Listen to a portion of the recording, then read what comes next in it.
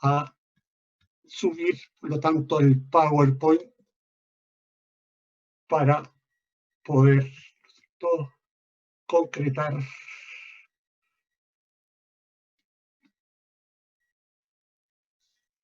el análisis que vamos a efectuar.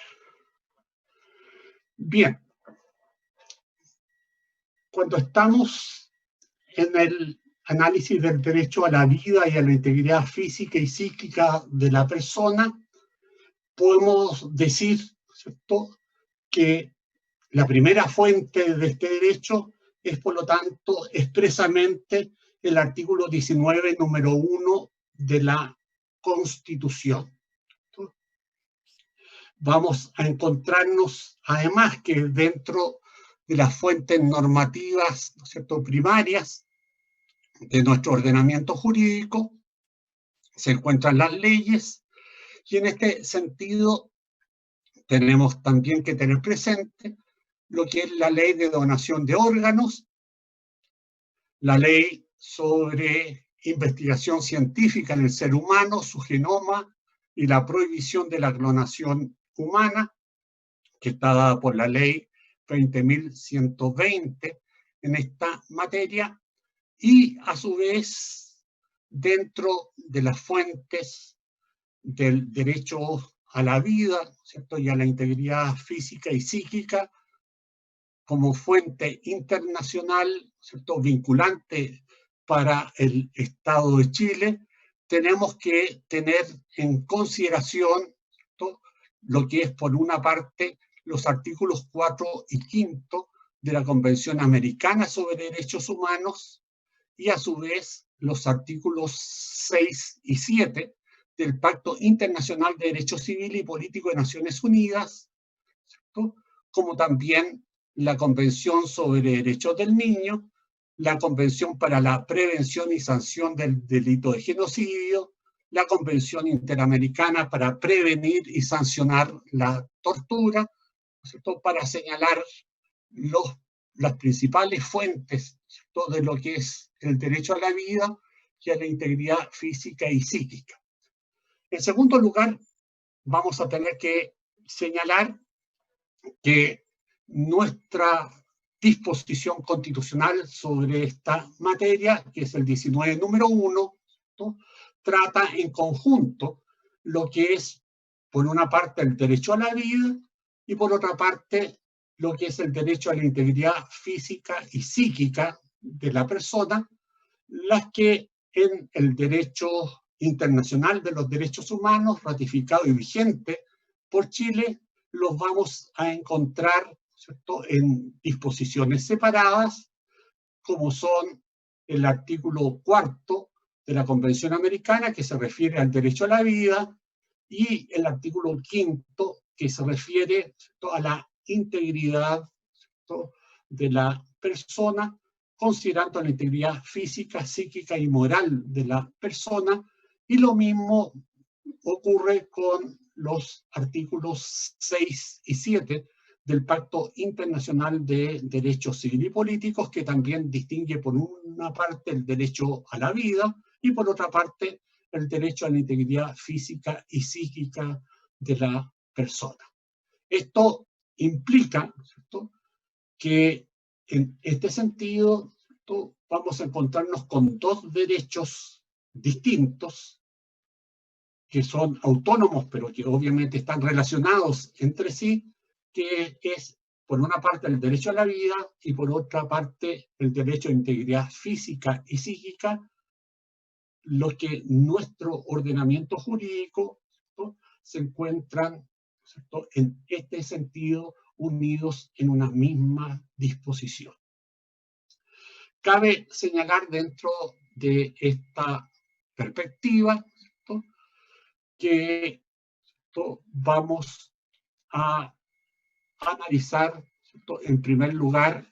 lo que nos dice, ¿cierto?, propiamente el texto del 19, número 1 de nuestra Constitución, ¿cierto? En este sentido, ¿cierto?, la Constitución, al 19, número 1, dice que se asegura a todas las personas el derecho a la vida y el derecho a la integridad física y psíquica de la persona. El segundo inciso nos dice que la ley protege la vida del que está por nacer, ¿no? El tercer inciso nos señala que la pena de muerte solo podrá establecerse por delito contemplado en ley aprobada por quórum calificado. Y finalmente, el último inciso, ¿cierto?, de este artículo de la Constitución, ¿cierto?, el 19 número 1, nos dice que se prohíbe la aplicación de todo apremio ilegítimo, ¿cierto? Este es el contenido, ¿cierto?, de la disposición tal como se encuentra en nuestra Constitución. A su vez, si tomamos en primer lugar el derecho a la vida propiamente tal, ¿no?, este se encuentra en la Convención Americana sobre Derechos Humanos en el artículo 4. Y así se nos dice que toda persona tiene derecho a que se respete su vida. Este derecho estará protegido por la ley y en general a partir del momento de la concepción. Nadie puede ser privado de la vida arbitrariamente. En el párrafo segundo se establece que en los países que no han abolido la pena de muerte,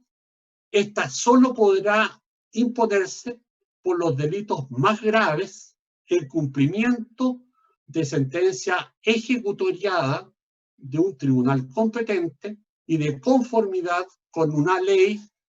que establezca dicha pena dictada con anterioridad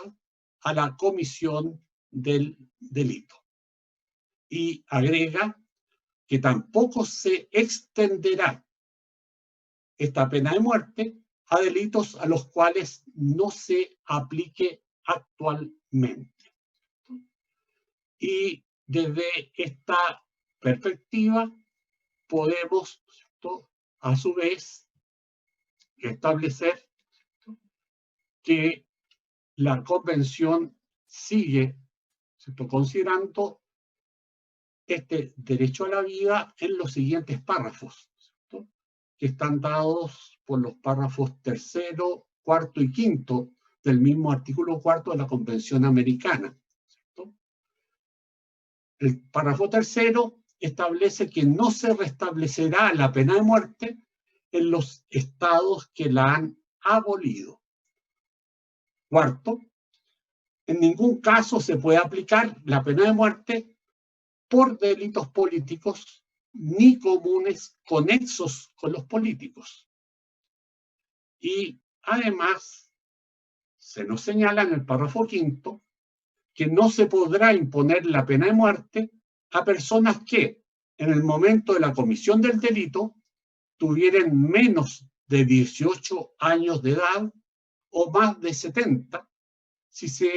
ni se aplicará a las mujeres en estado de gravidez, ¿no? Teniendo solamente estas dos fuentes, que es el 19 número 1 de la Constitución y a su vez, ¿cierto?, el artículo 4 de la Convención Americana de Derechos Humanos, ¿cierto?, si aplicamos, ¿cierto?, el principio favor persona, ¿cierto?, como principio de interpretación, ¿cierto?, y al mismo tiempo, ¿cierto?, como principio, ¿cierto?, que va a permitir determinar el contenido de un derecho, como sería en este caso el derecho a la vida, podríamos preguntarnos, ¿cierto?, en este sentido, ¿cuál de las dos disposiciones, en este sentido, el 19 número 1, y por otra parte, el artículo 4 de la Convención Americana de Derechos Humanos, cuál es la disposición, ¿cierto?, que en mejor forma protege los atributos que integran el derecho a la vida, ¿cierto? Y si ustedes ven, ¿cierto?, pareciera que no hay duda, ¿cierto?, en el sentido, ¿cierto?, que el artículo 4 de la Convención, ¿no?, precisa mayor cantidad de atributos, ¿cierto?, que se refieren al derecho a la vida, de lo que lo hace el artículo, ¿cierto?, 19, número 1 de la Constitución, ¿no?, ya que dentro de esta perspectiva, si volvemos al 19, número 1, ¿cierto?, de la Constitución, vamos a ver, ¿cierto?, que en este solo se señala que se protege, ¿cierto?, y se asegura a las personas el derecho a la vida, ¿cierto?, y que le entrega la tarea al legislador de proteger la vida del que está por nacer, ¿cierto? Y a continuación solo establece que la pena de muerte solo podrá establecerse por delito contemplado en ley aprobada por quórum calificado. No dice nada de contenido acerca, ¿cierto?, de la pena de muerte, solo se refiere al aspecto formal de que dicha pena puede ser aprobada por el legislador, ¿cierto?, por una ley aprobada por quórum calificado. En cambio, ¿cierto?, la Convención Americana de Derechos Humanos, ¿cierto?, nos entrega bastante más elementos que los que nos entrega el 19, número 1. ¿Cierto? En primer lugar, nos dice que toda persona tiene derecho a que se respete su vida, y este derecho va a estar protegido por la ley en general a partir del momento de la concepción. Y luego nos agrega que nadie puede ser privado de la vida arbitrariamente, ¿cierto? Y luego se pone en una perspectiva que es una perspectiva, ¿cierto?, claramente de abolición progresiva de la pena de muerte, ¿cierto?, ya que dice que en aquellos países que todavía no han eliminado la pena de muerte de su ordenamiento jurídico, esta solo puede imponerse a los delitos más graves en cumplimiento de una sentencia, ¿cierto?, que se encuentre ya ejecutoriada de un tribunal competente y de conformidad con la ley que establezca dicha pena, dictada con anterioridad a la comisión del delito. Y tampoco se podrá extender la aplicación de la pena de muerte a delitos a los cuales no se aplique actualmente. Pero además nos agrega, ¿cierto?, que en aquellos estados que hayan abolido la pena de muerte, ¿cierto?, en definitiva, esta no podrá volverse a restablecer, ¿cierto? Y nos agrega que en ningún caso podrá aplicarse la pena de muerte por delitos políticos ni delitos comunes que se encuentren conexos con los delitos políticos. Y al mismo tiempo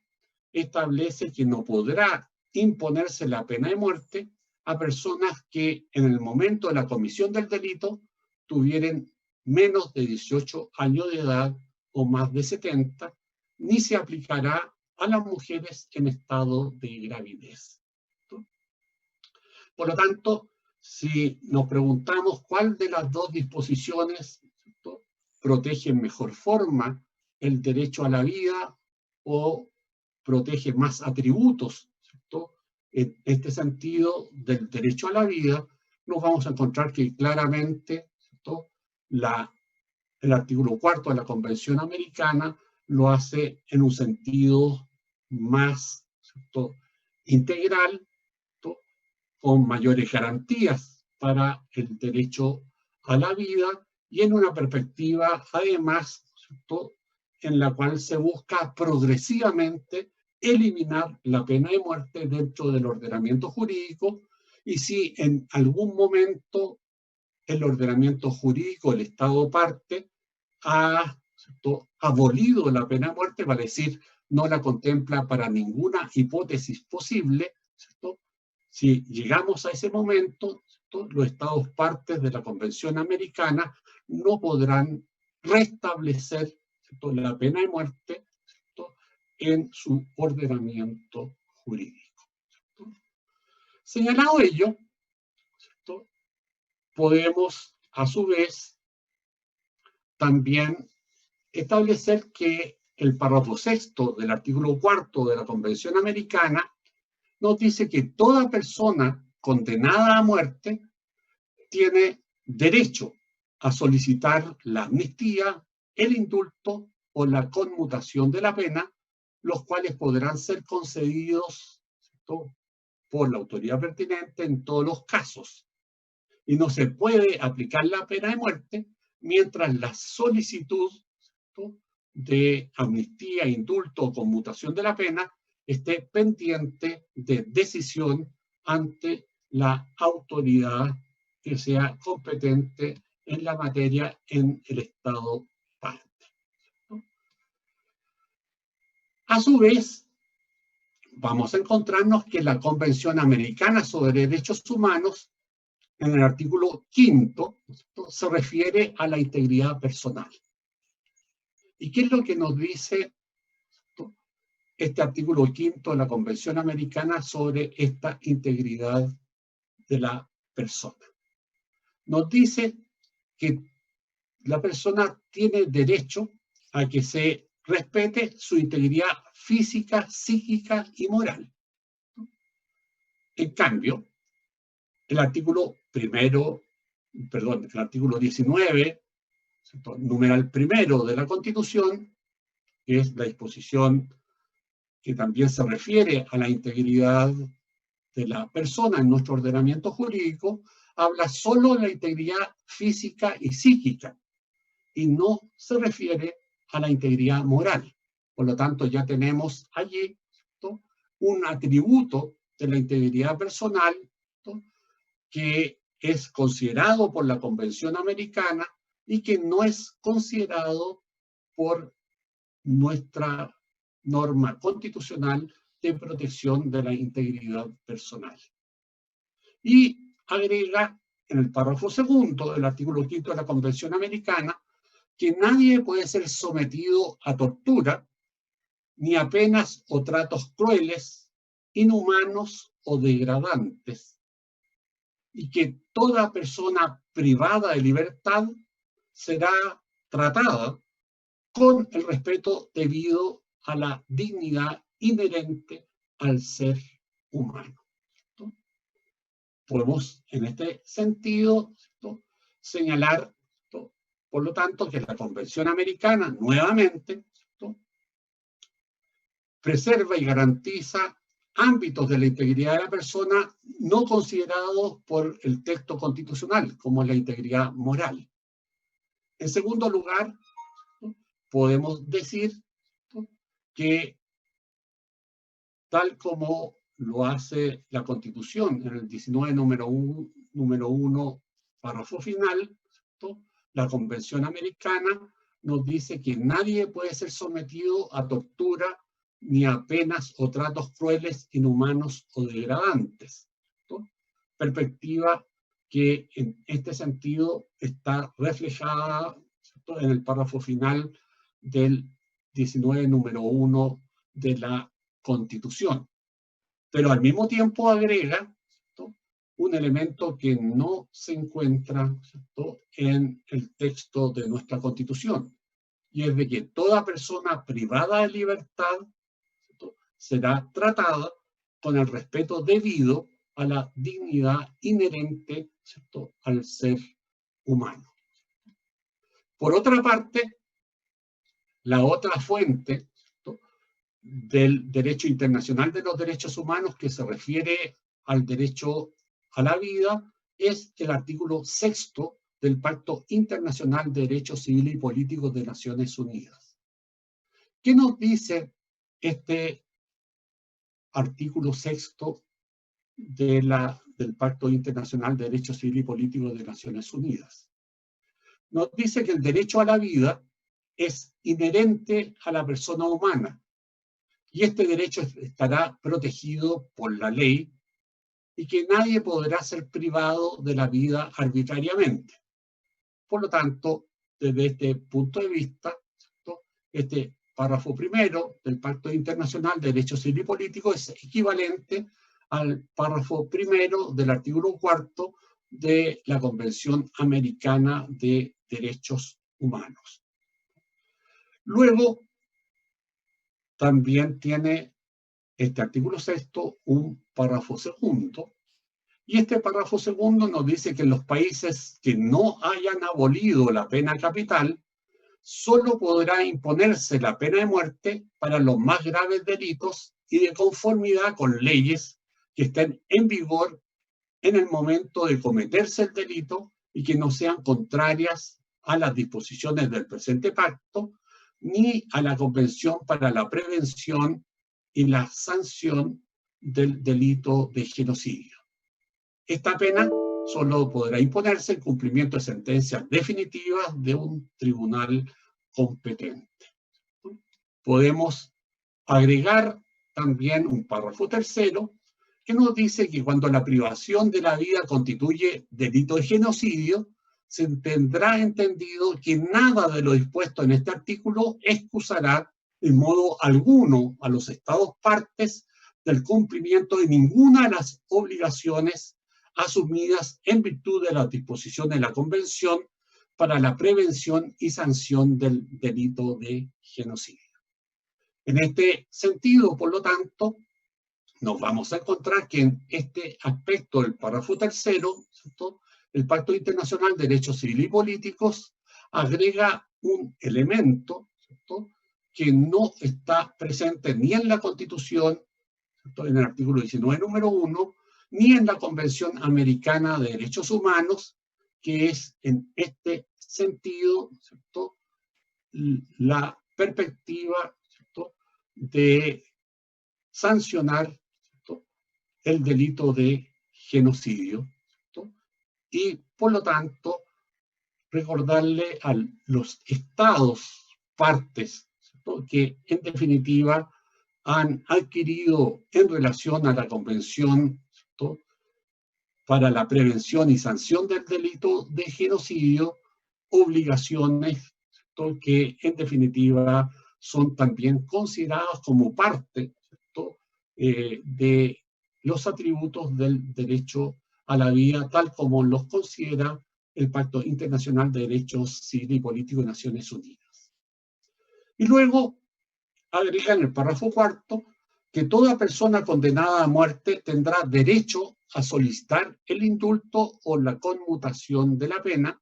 La amnistía, el indulto o la conmutación de la pena capital podrán ser concedidas en todos los casos, para lo cual, ¿cierto?, podemos decir que hay una equivalencia entre lo que determina la Convención Americana de Derechos Humanos y el Pacto, ¿cierto?, Internacional de Derechos Civiles y Políticos en la materia, ¿cierto?, y que en definitiva ambos, ¿cierto?, aseguran en este sentido una garantía mayor a la persona, ¿cierto?, que lo que establece el artículo 19, número 1 de la Constitución Política de la República, ¿cierto?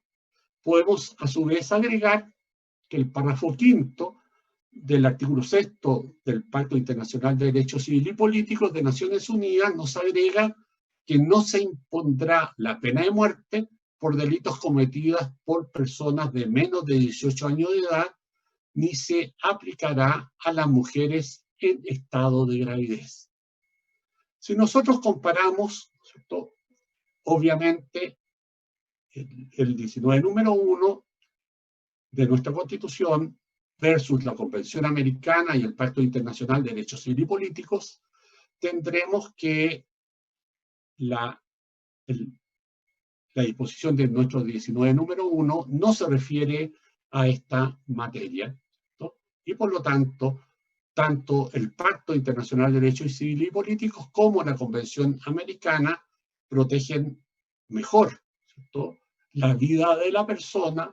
ante la eventual imposición de una pena de muerte, en la medida en que prohíbe la aplicación de la pena de muerte a personas menores de 18 años de edad, lo que es común en la Convención Americana y en el Pacto Internacional de Derechos Civiles y Políticos. También es común ambos pactos es que esta pena no se aplicará a las mujeres en estado de gravidez, y al mismo tiempo tendremos que agregar que comparativamente en esta materia la Convención Americana es mejor que el Pacto de Derechos Civiles y Políticos, porque la Convención Americana también establece que no podrá aplicarse la pena de muerte a personas mayores de 70 años de edad, cosa a la cual no se refiere el Pacto Internacional de Derechos Civiles y Políticos de Naciones Unidas en su artículo 6º, párrafo 5º. Y tenemos todavía un párrafo 6º, donde se señala que ninguna disposición de este artículo podrá ser invocada por un Estado parte en el presente pacto para demorar o impedir la abolición de la pena capital. Desde este punto de vista, por lo tanto, tanto el Pacto Internacional de Derechos Civiles y Políticos como la Convención Americana de Derechos Humanos, ¿no?, buscan, ¿cierto?, como objetivo final, ¿cierto?, la abolición de la pena de muerte en el respectivo ordenamiento jurídico, ¿cierto? Por lo tanto, es importante saber que esta materia, ¿cierto?, tanto la Convención Americana como el Pacto Internacional de Derechos Civiles y Políticos, ¿cierto?, establecen mayores garantías y mayores resguardos al derecho a la vida que lo que lo establece, ¿cierto?, el texto de la Constitución chilena, ¿no? Agreguemos también agreguemos también por otra parte, ¿cierto?, la perspectiva de que el Pacto Internacional de Derechos Civiles y Políticos de Naciones Unidas también, tal como lo hace la Convención Americana sobre Derechos Humanos, ¿cierto?, establece un artículo 7º que es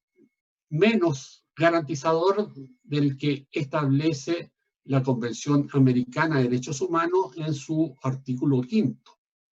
porque aquí no se establece expresamente, ¿cierto?, el derecho a la integridad física, psíquica y moral de la persona, como lo hace el artículo 5º de la Convención Americana, pero sí establece, ¿cierto?, un ámbito, ¿cierto?, de la integridad de la persona que va a ser protegido, y es, ¿cierto?, además protegido en forma absoluta, y es de que nadie será sometido a tortura ni a penas o tratos crueles, inhumanos o degradantes, y en particular tampoco nadie será sometido sin su libre consentimiento a experimentos médicos o científicos. En este sentido, este último párrafo, en particular, nadie será sometido sin su libre consentimiento a experimentos médicos o científicos, es un aspecto propio del Pacto Internacional de Derechos Civiles y Políticos, que no está contemplado ni en la Constitución ni tampoco en la Convención Americana sobre Derechos Humanos, aunque la Convención Americana sobre Derechos Humanos, en su artículo 5º, es más amplio, ¿no?, en lo que es la garantía del derecho a la integridad física y psíquica, de lo que lo es el artículo 7º del Pacto Internacional de Derechos Civiles y Políticos. Aquí, por lo tanto, de acuerdo a lo que hemos señalado, ¿no?, podemos decir, ¿no?,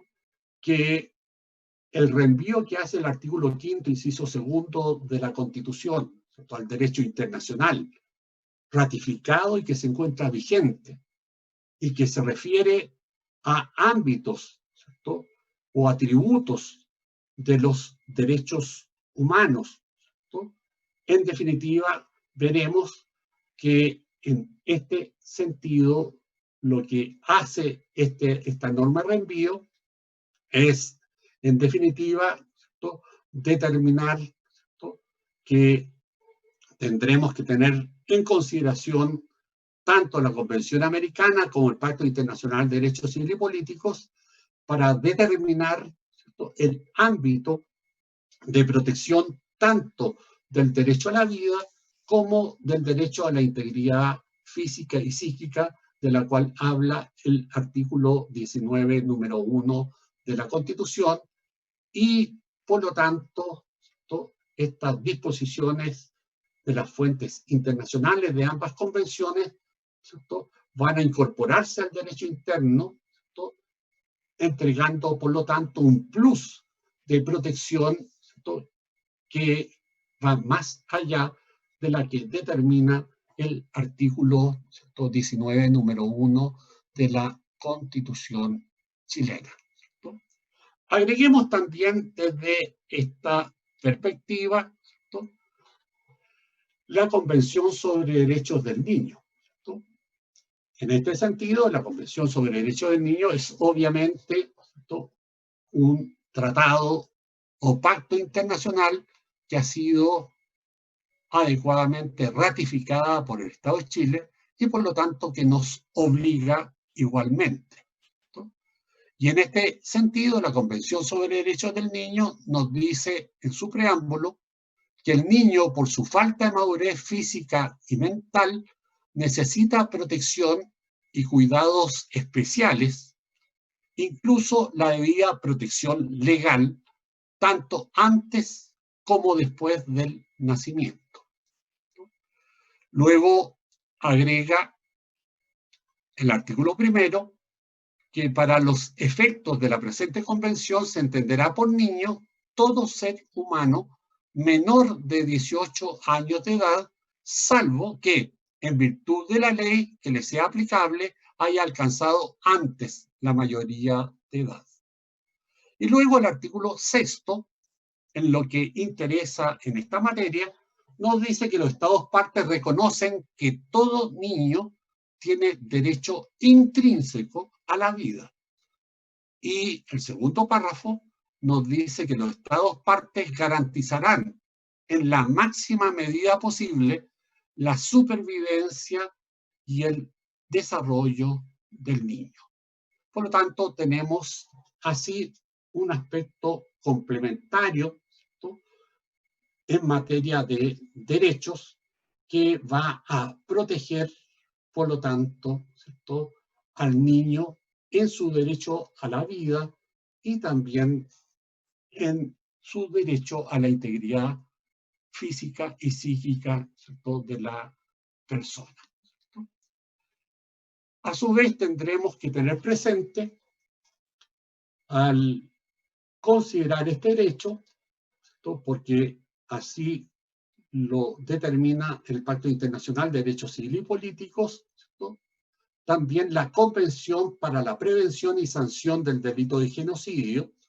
convención que ya fue ratificada por el Estado de Chile el 3 de junio del año 1953 y se encuentra publicada en el Diario Oficial del 11 de diciembre del mismo año. Y en tal perspectiva hay que tener presente que el artículo 1 de dicha convención establece que las partes contratantes confirman que el genocidio, ya sea cometido en tiempos de paz o en tiempos de guerra, es un delito de derecho internacional que ellas se comprometen a prevenir y a sancionar. Y desde este punto de vista, la convención nos señala en su artículo 2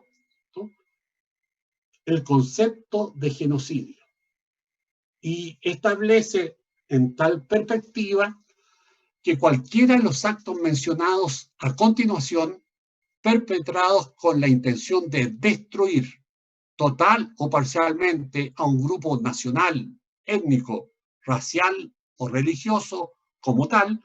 constituye, ¿cierto?, en este sentido, genocidio. Y señala en este sentido, ¿cierto?, claramente, ¿cierto?, estos grupos, ¿cierto?, como son la matanza de miembros del grupo, la lesión grave o la integridad física o mental de los miembros del grupo,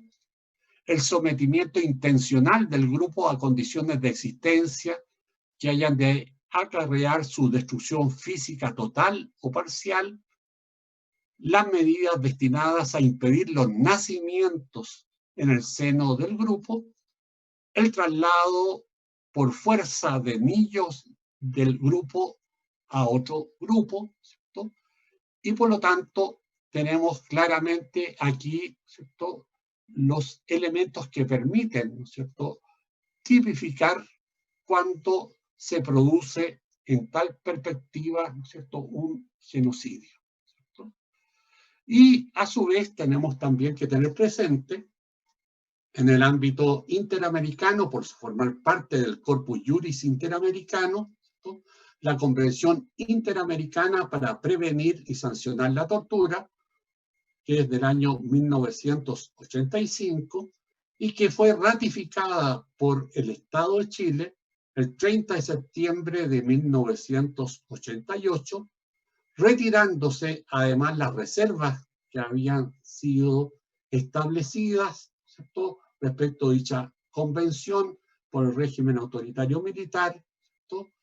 el 21 de agosto de 1990, por el primer gobierno democrático restablecido el sistema institucional chileno, ¿cierto? Y en este sentido, el artículo primero de dicha convención señala que los Estados partes se obligan a prevenir y a sancionar la tortura en los términos de la presente convención, ¿cierto? Y el artículo segundo dice que para los efectos de la presente convención se entenderá por tortura todo acto realizado intencionalmente por el cual se inflijan a las personas penas o sufrimientos físicos o mentales con fines de investigación criminal, como medio intimidatorio, como castigo personal, como medida preventiva, como pena o con cualquier otro fin. Se entenderá también como tortura la aplicación sobre una persona de métodos tendientes a anular la personalidad de la víctima o a disminuir su capacidad física o mental, aunque no causen dolor físico o angustia psíquica. Y dentro de esta perspectiva, también agrega el artículo segundo que no estarán comprendidos en el concepto de tortura las penas o sufrimientos físicos o mentales que sean únicamente consecuencia de medidas legales o inherentes a estas, siempre que no incluyan la realización de los actos o la aplicación de los métodos a que se refiere el correspondiente artículo. Agreguemos también dentro de esta perspectiva, ¿cierto?, la Convención Interamericana sobre Desaparición Forzada de Personas del 9 de junio de 1994, también ratificada por el Estado de Chile, cuyo artículo primero determina que los Estados partes en esta convención se comprometen a no practicar, ni permitir, ni tolerar la desaparición forzada de personas, ni aún en estado de emergencia, excepción o suspensión de garantías individuales. B. Sancionar en el ámbito de su jurisdicción a los autores, cómplices y encubridores